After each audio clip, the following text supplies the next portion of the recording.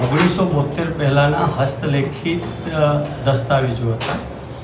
એ દસ્તાવેજોનું scanning કરેલું હતું અને સ્કેનિંગ કરીને એને હાર્ડ ડિસ્કમાં રાખવામાં આવેલું. હવે એ જે જૂના દસ્તાવેજો હતા એ જૂના દસ્તાવેજો જર્જરિત પાના છે, એટલે કોઈક વખત એને જોવા માટે આ સોફ્ટ કોપીનો ઉપયોગ કરતા હતા. પણ એ જે સોફ્ટ કોપી હતી એ 2014-15માં સ્કેનિંગ થયેલી હતી.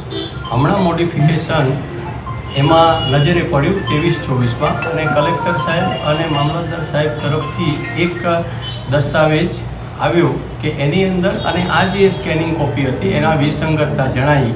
એટલે અમે વિગતવાર તપાસ કરી અને તપાસ કર્યા બાદ અમારે વડી કચેરીને જાણ કરી અને ખાતાના વડાના પરમિશન લઈ અને પોલીસ તપાસ માટે પોલીસ ફરિયાદ આપી છે. સર, ગેરરીતિ થઈ છે. સર, કેટલા દસ્તાવેજોની ગેરરીતિ થઈ છે, શું ધ્યાને આવ્યું છે? હમણાં સુધી એ દસ્તાવેજોમાં જે વિસંગતતા થઈ છે એ 17 જેટલા દસ્તાવેજોમાં નજરે પડી છે.